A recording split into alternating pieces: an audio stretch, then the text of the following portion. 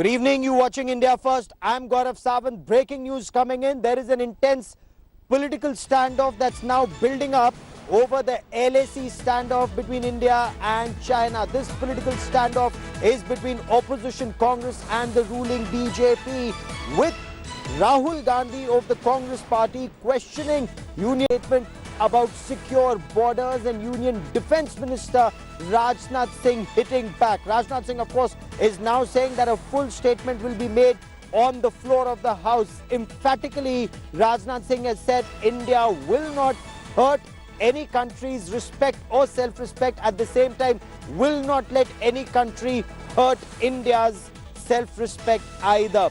That statement and lots more coming up. Also on the show is Chinese President Xi Jinping increasingly coming under pressure in his own country. According to some reports, there are about 80 million people who are now unemployed in China. So COVID-19 plus US pressure. What's happening in China? We get you an inside story. But first, as always, the headlines. Union Defence Minister Rajnath Singh has said India will not hurt any country's respect. At the same time, India will not let any country hurt India's self-respect. Rajnath Singh also responded to the Congress party leader Rahul Gandhi's jibe at the Union Home Minister Amit Shah's statement on secure borders under the Narendra Modi government. Rahul Gandhi said people know the reality of what's happening along the India-China border. Rajnath Singh said he will make a statement on the floor of the House. At the same time, he said that India will not hurt any country's respect, but will not let any other country hurt India's self-respect either. Let's listen in to the Union Defence Minister. मैं आपको यकीन दिलाना चाहता हूं बहनों भाइयों, हम लोग किसी भी सूरत में भारत के सम्मान और स्वाभिमान पर चोट नहीं पहुंचने देंगे। समस्त देशवासियों को इस वर्चुअल रैली के माध्यम से मैं विश्वास दिलाना चाहता हूं। भारत की नीति रही है,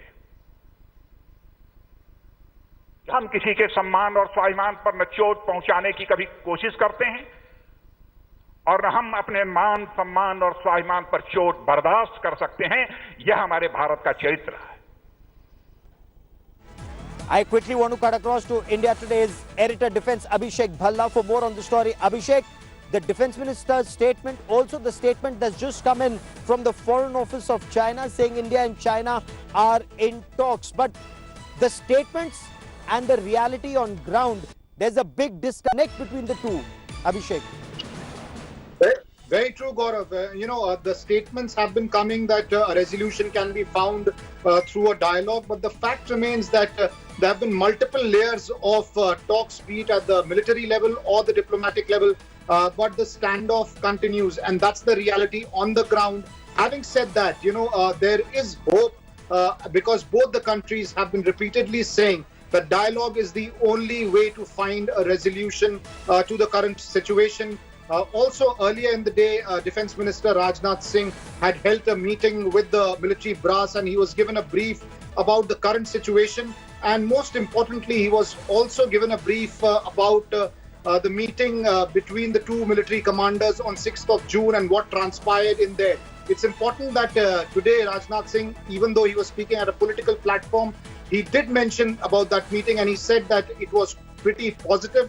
But as far as the assessment of the military brass is concerned, things are still serious. But the political leadership in both countries believe that this can be resolved only through a dialogue and not through military escalation. Fair enough. We have two of the finest voices on China.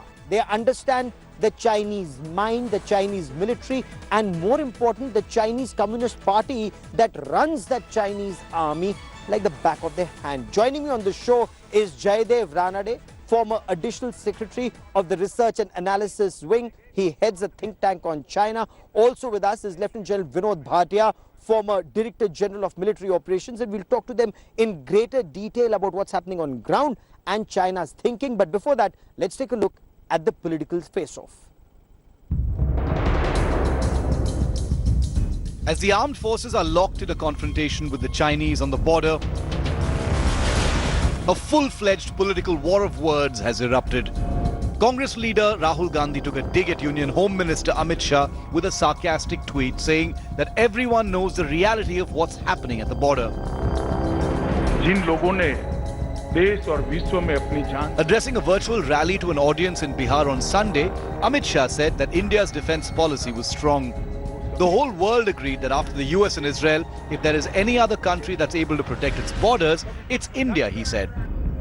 मैं आज हिसाब लेकर आया हूं। एक जमाना था कि हमारी सरहदों से कोई भी घुस जाता था, हमारी सीमाओं के साथ छेड़खानी करता था, हमारे जवानों के सर काट कर ले जाते थे और दिल्ली के दरबार में उफ तक नहीं की जाती थी।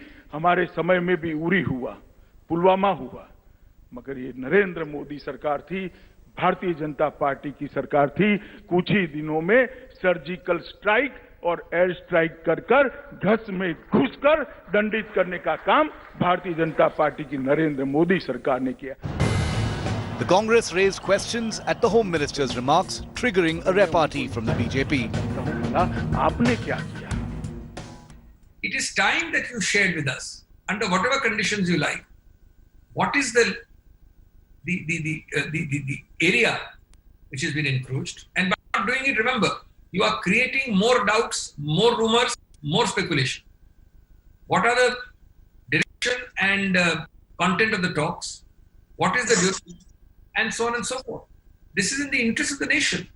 आज मैंने देखा कि कांग्रेस के वरिष्ठ नेता ने और साथ ही साथ राहुल जी ने पूछा और एक और बड़े सांसद ने पूछा विरोधी दल के कि सरकार को आकर बतलाना चाहिए कि भारत और चीन की सीमा पर क्या हो रहा है।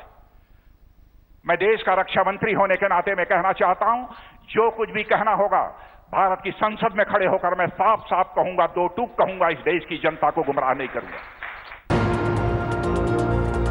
AIMIM leader Asaduddin Owaisi too jumped into the fray and sought answers from the centre.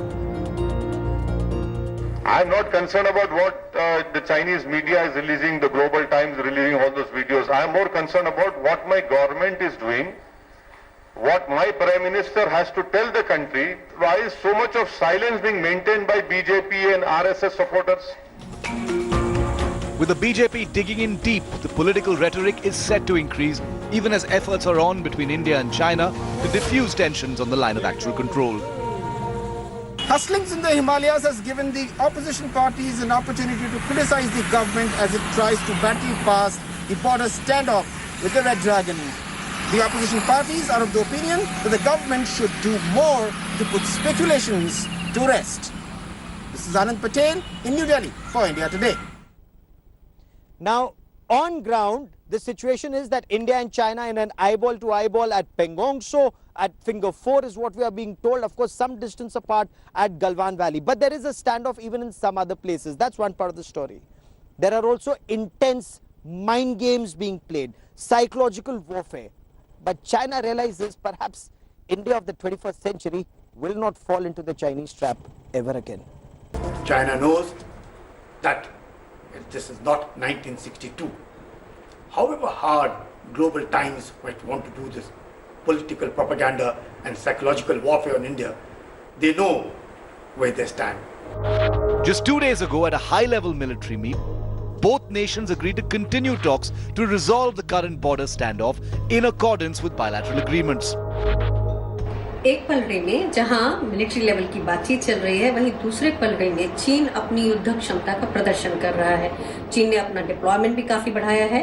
इसका मतलब यह है कि वो हमें हमेशा नेगोशिएशन टेबल पे unsettle the Indian army, given its capability of quickly reinforcing border defenses whenever necessary.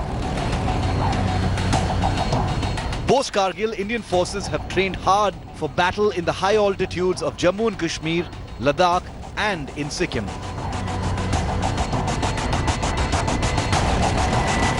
On Monday, Defence Minister Rajnath Singh met the three service chiefs and Chief of Defence Staff to review the situation in Ladakh and prepare a long-term strategy to deal with it. The helicopters of the Chinese army that are helping their troops into deploying equipment in the region have been seen operating close to the border with India. the highlighted activity along the border has been seen with the past 8 to 10 days. And according to sources, it's possible that Chinese are trying to strengthen their position across LAC. With Abhishek Bhalla, this is Manjit Negi for India Today. General Bhatia, as former Director General of Military Operations, what do you make of these PSYOPs or psychological warfare videos, deployment on ground, Chinese activities on ground, and their Foreign Office saying that we want to resolve this amicably and peacefully? Gaurav, this is part of our information warfare. This is part of the three warfare strategy of China, which it follows, which it thinks it follows successfully, but in Dolomites. So these are things which is, which the Chinese strategy is there. But let me assure you and all your viewers that the Indian military is very capable. The army is battle hardened. They are rich. We have what we call permanent defenses on our side. We are capable of standing firm out there without any second thoughts about whatsoever. His rapid deployment capability, what he talks about in terms of infrastructure, in terms of helicopters, fine. But these are high altitude areas. These are 4,500 meters, 5,000 meters, and people, the soldiers have to get acclimatized out there. We are acclimatized. We are stationed out there. So our units are very well dug out there. So we can stand firm. We have equal and rapid yet, deployment Jaydev capability. Ranade, yes, and yet they occupy our territory at Pangong Tso. They threaten us at several other locations along the line of actual control in Ladakh and elsewhere. What do you make of the bigger Chinese game plan and India saying that we are talking to the Chinese, and while platitudes are there from both sides, they seem to be occupying our territory? Well, I don't know the details of, how much territory, etc. But certainly this is clear that they have come there, we have responded, and the talks are one way of ensuring that things don't go out of hand. Having said that, let me also say that as far as what comes through, the Indian Armed Forces have prepared themselves, have reinforced the existing troop strengths, and they are not taking any chances. I think the Chinese are doing the same on their side. But if I can just add a word on this propaganda warfare and the cyber efforts of the Chinese, please do keep in mind that it's one central command that is organizing it, the military action on the ground, and the propaganda and cyber being done with the Central Propaganda Department of the Chinese Communist Party, controlled at the top, at the apex, by the Central Military Commission and the President of China. So it's a coordinated action that we are seeing, and I think our armed forces experts must be studying these video clips, etc., to really determine whatever they can out of it, because sometimes they do make slip-ups in the videos that they put out. Oh, absolutely. But that's a very interesting point that you make, and our viewers must realize this and understand this very carefully. Jaydev Ranade has been studying China very closely, and he says this is happening with the clearance of the Chinese President Xi Jinping, not the propaganda video. This deployment of the Chinese army all across, whether in Ladakh or in Nakula in Sikkim, there is a bigger game plan. And what's that game plan? Is Xi Jinping increasingly under pressure in his own country? Because in his own country, it's now being said, with millions unemployed, by some accounts 80 million Chinese unemployed, the situation has reached an explosive stage.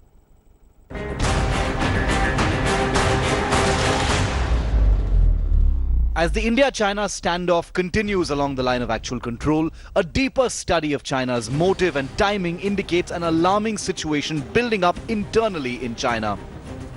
Unemployment is at an all-time high.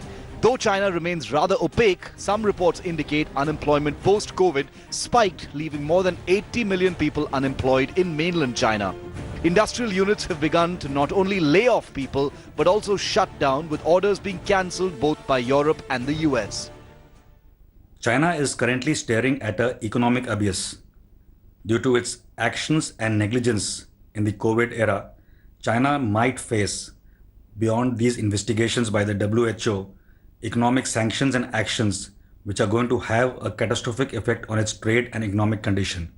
to be able to sustain the population of China thereafter will be a little more difficult. There is a rising global sentiment against China due to COVID-19, and Chinese President Xi Jinping, to divert attention domestically, has created a tense standoff both along the line of actual control between India and China and also all along the South and East China Sea. Chinese ships have rammed into a Vietnamese fishing boat, chased a Japanese ship, and its statements and action vis-a-vis Taiwan and Hong Kong have led to more tension in the region and with the United States. Xi Jinping's actions along the line of actual control are a diversion to an extent to divert the people's attention from the poor economic situation and their perception that the Chinese leadership has lost its grasp on the two centenaries goals. Perhaps for the first time since President Xi Jinping took over, there are reports of students, intellectuals and academics voicing their concerns about the current situation and its adverse impact on China. It's now being acknowledged internally in China that the socio-economic factors have reached an explosive point. Reports indicate there are more than 80 million people now unemployed in China. With rising unemployment and rising anti-China sentiment globally, according to reports, the situation is reaching a high explosive point. And this means, for the first time perhaps, Chinese President Xi Jinping is not as comfortable as he was. This is also resulting in a rise in tension along the India-China line of actual control and both in South and East China Sea. The more difficult the situation becomes for Xi Jinping, the more we can expect tensions to rise. With cameraman Kripal Singh in Delhi, Gaurav Sawant for India Today. Jaidev Ranade, your appreciation of the situation within China, Xi Jinping's position within his own country and the people, how are they taking this?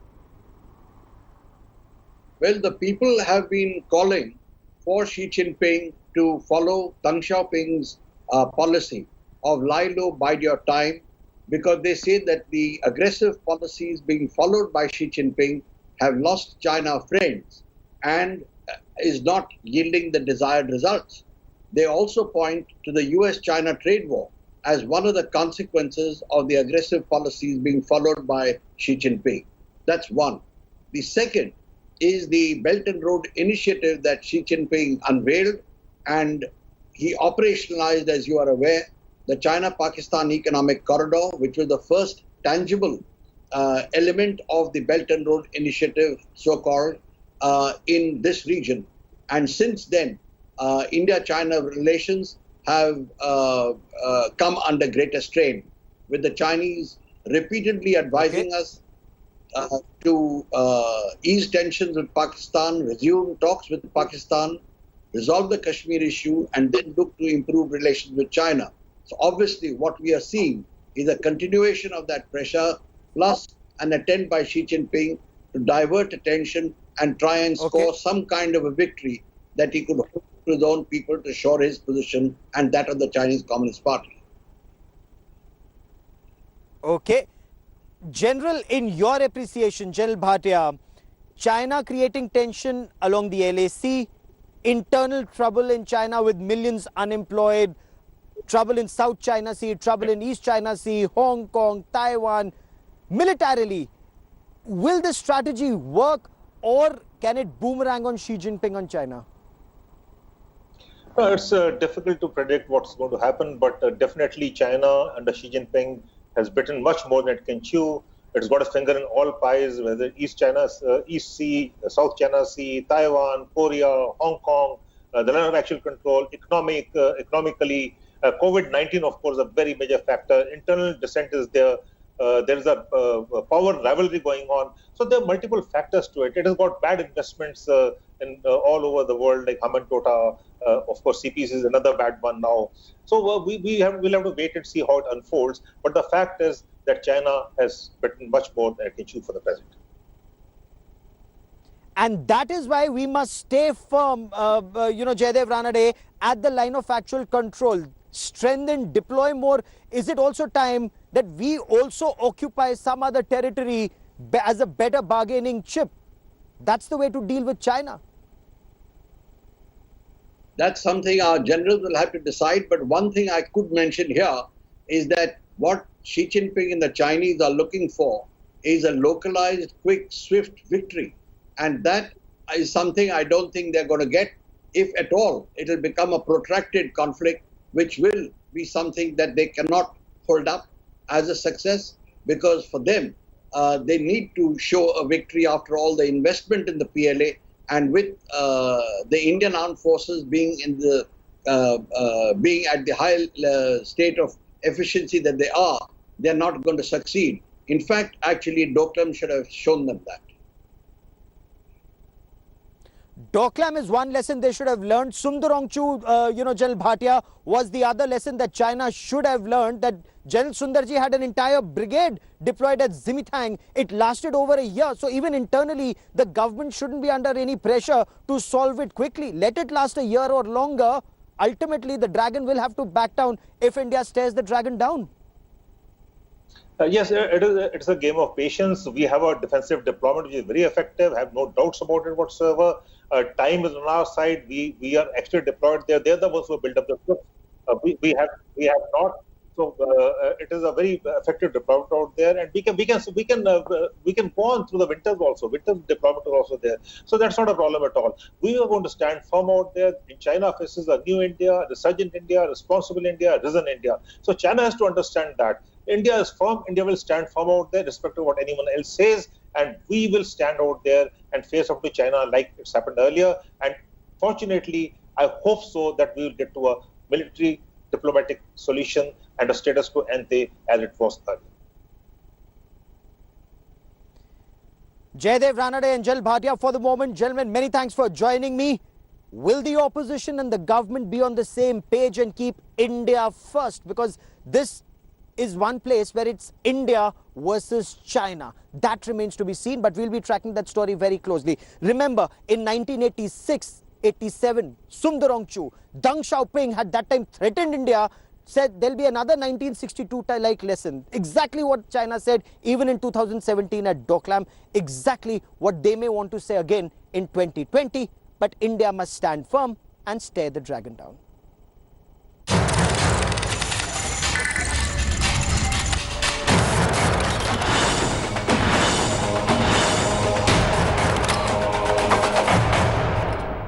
Hello everyone, this is Rahul Kamal here. Hope you enjoyed this video. For the latest news and analysis, like and subscribe the India Today YouTube channel, and don't forget to press the bell icon to stay updated.